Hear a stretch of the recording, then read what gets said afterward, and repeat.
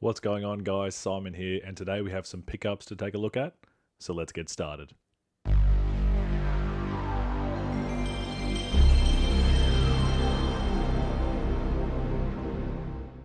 Rightio, first up is some love for the PS Vita with a copy of Unit 13.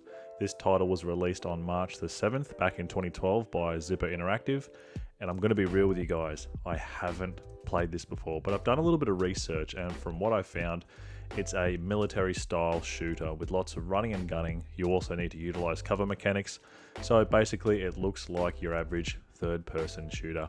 However, it does remind me a little bit of the SOCOM series, and I've been looking for a few more shooters to play on my Vita, as I don't play it as much as I should, and it's a shame because it's a great little handheld. Anyway, if you have played Unit 13, let me know what you think in the comments below. I'm certainly looking forward to trying it out. Next up, we have some hardware. It's a boxed and complete SCPH-50002 PlayStation 2. Fun fact, this was the exact model of my very first PS2 that I had received for Christmas back in 2003. So it's pretty good to have this console boxed and complete once again.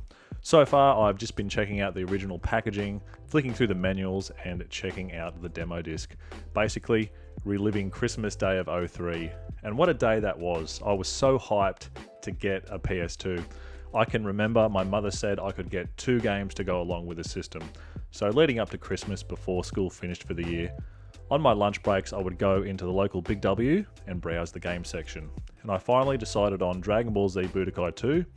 I was a huge fan of Dragon Ball Z at the time, and well, I still am, along with the original Resident Evil Outbreak. But anyway, Christmas Day rolled around, and I remember just peeling back the wrapping paper and just seeing the deep blue colouring of the packaging and seeing the PS2 logo on the front. I was really excited, but I didn't get much of a chance to play it that morning, as we went over to my late uncle's house for a big family lunch and dinner, which was a great time, just jam-packed full of amazing food, along with spending time with family. But all I could think about was returning home and playing my new PS2. I'd even brought my Dragon Ball Z Budokai 2 manual along with me, which I spent all day reading. And looking back at that now, that probably just ended up making me more impatient to get home. But eventually, the day came to a close. My family and I went home, and when we arrived, I remember everybody went to bed because they were super tired. So I set up my PS2 in my bedroom, and I played into the early hours of the next morning, jumping back and forth between DBZ Budokai and Resident Evil. It was a really memorable moment for me, just checking out and getting absorbed in my new system. Another Vita game now, it's the Ratchet & Clank trilogy. This was released on May the 29th back in 2014 by Insomniac and contains the first 3 mainline games from the Ratchet & Clank series, which is a series I haven't invested much time into over the past few years. And with Ratchet & Clank Rift Apart due to launch this year, I would like to revisit the mainline games and kinda get up to speed on the Ratchet & Clank universe and become familiar with its characters and lore. Thinking about it, it's crazy that it's taken me this long to want to get stuck into this series, as it's been such a well-received franchise ever since its original launch on the PS2, so I guess now is as good a time as any to knock these titles out. This next item I have been searching for about 6 years now. It's not a game or a console or anything rare. It's issue 24 of Power Station magazine from 1998. So, a bit of backstory as to why I've been looking for this specific magazine for so long. Well, back in October of '98, one weekend I was in town browsing through the gaming mags in a newsagent's at the local mall, looking for cheat codes and guides, etc.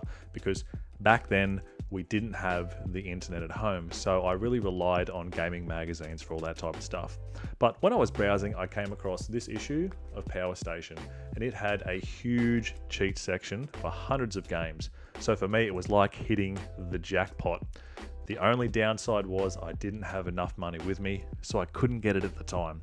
However, fast forward a few weeks later, my grandfather was taking his truck into town to the mechanic shop, and I went along with him with some more money that I had saved up, hoping to get the copy of Power Station I had seen a few weeks prior. Once we arrived in town, I walked to the newsagents, Searched for the magazine, and to my luck, there was one left. I still remember just holding this copy of Power Station up in the air, just being really excited that I managed to get it. Anyway, I arrived home later that day. I raced down to my room, sat at my desk that I had my gaming setup on, and I read through this magazine from front to back. And while going through the cheat section, I stumbled across some codes for Nightmare Creatures. It was awesome, as I had just received a copy of Nightmare Creatures the month prior for my birthday, and I didn't even know that Nightmare Creatures had codes, so that was pretty cool. And then I just spent the rest of the afternoon gaming, using all the different cheat codes from the magazine. It's a really cool memory that just stands out in my mind to this day, as when you're a kid, I feel it was always a special time whenever you would get a new gaming magazine, just reading about the new games and peripherals that were releasing, along with finding cheat codes. It just felt like it opened up new worlds and adventures. And to sit down and read through this copy of Power Station again over 23 plus years later, it is a total nostalgia trip. And last up is another handheld item. It's odd that I've said in previous episodes that I don't really do much handheld gaming, while in this episode, 3 of the 5 pickups have been handheld related.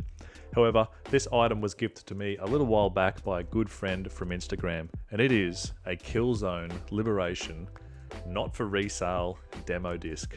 I think this is awesome, as I didn't even know that PSP demos got released, or where you could even find them during the PSP's lifetime.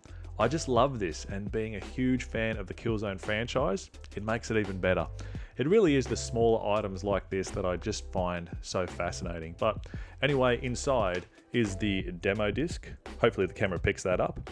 And I'll put some close-up shots of the front and back of the packaging so you can all get a better look. But this is so freaking cool. And Wayne, if you're watching, thank you very much. I really appreciate it. Well, that is it for today. Let me know in the comments below, what have you picked up recently and what have you been playing? Myself, I ended up playing Hexen for the PS1 over the Christmas break, and after 23 years of owning that game, I finally completed it. It was one game as a kid I just couldn't finish, but I finally did it, and it was an awesome moment.